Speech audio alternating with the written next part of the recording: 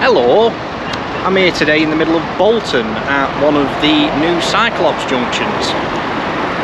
There's still a bit of confusion about what these really are, so I figured I'd do a primer for you. So functionally these behave no differently to a standard signal junction. The only difference is that there's an extra layer of signals to get cyclists around them safely. This example in Bolton, for example, is on the inner ring road, and therefore it gets extremely busy, and traffic here struggles to get through as it is without any sort of delays factored in for pedestrians and cyclists. However, the whole point of these junctions is to make things safer for pedestrians and cyclists, so the delays are a bit of a trade-off there. No one's really getting upset about that. What you do get is a nice little ring that you can cycle round, and that enables you to get your bike across the junction safely, get pedestrians separated out from that. There's no toucan crossings, which are the bugbear of many a pedestrian and cyclist alike.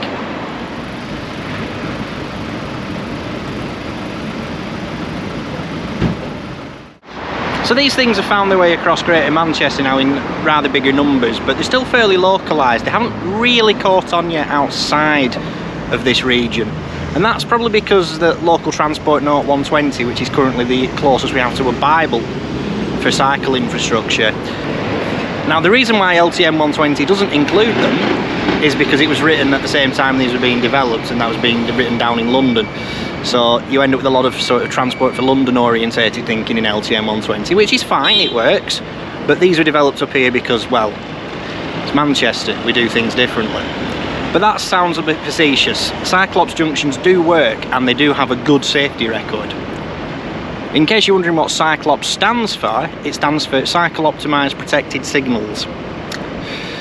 Gotta love the cumbersome acronyms of British transport planning, haven't you? At least it hasn't got a bird theme for a change, that's always a nice to know.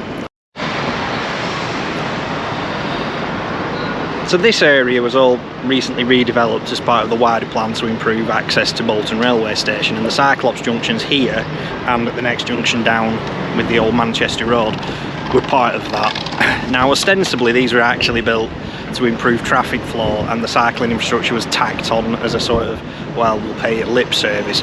But it's nice to know that somewhere like Bolton, which has a very poor track record when it comes to active travel infrastructure, does slowly seem to be getting the point as well. Can I also just add, the new B network buses are a horrible shade of yellow. Now in case you're wondering why there's a weird curve here, that's because to get a bus and a lorry around the corner you need a wider angle, and there isn't space for one. You do end up with some weird compromises. And again, I'm not quite sure why it requires two zebra crossings for pedestrians. Surely one would have been fine. I'm probably being a bit unfair there. I sound like I'm dunking on these things, and I'm not. There's just some strange design decisions that are taken as a result of political compromises and the need to keep traffic moving. But the overall principle is still definitely sound. I do want to show you something that is, on paper, really stupid and inexplicable, but when you actually work out why it's there, it makes a bit more sense. Let's go and have a look. And behind me, it's difficult to really see from here, but behind me there is a bus stop bypass. Now these are also an unnecessarily controversial piece of design, but if designed properly they shouldn't pose a risk. Again, the problem is bad design is the issue. Concepts are not the problem. Poor execution of concepts, that's the problem. You might be asking, why are there no studs at the side of the stripes? Well, you don't actually need those, they are optional. The bigger concern here is that this parallel crossing is immediately on the corner. Now, there's a lot of talk about having side road zebra crossings, but the problem when you have a building line this close as you do here makes the intervisibilities very hard, not necessarily safe. You have to go down there on a bike, otherwise you end up on St Peter's Way, and you're not allowed to cycle down there. Oops. So here at Springfield Interchange, there isn't a Cyclops here, but there are Cyclops elements. I would have interestingly said this would have been a candidate for a DDI Cyclops. That would have been fun to design, but I don't think the ability exists in this part of the world to do that. go and have a look at the weird bit though.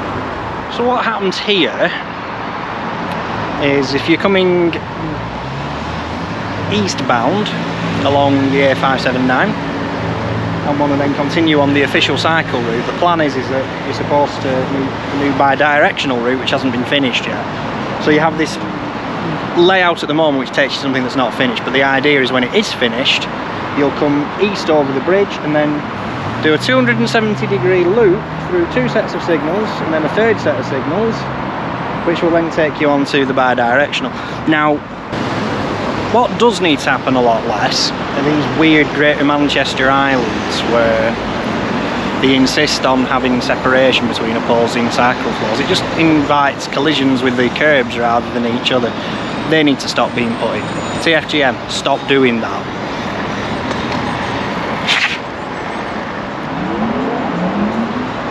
Anyway, I think that's a nice little tour of Bolton Cyclops junctions. And if you think these are a good idea and you want to see one in your area, why not say so? Even though I've picked out some silliness in these examples, the overall concept is good and we do need more of them. And the only way we'll get more of them is to build them and prove that they work. So that's food for thought.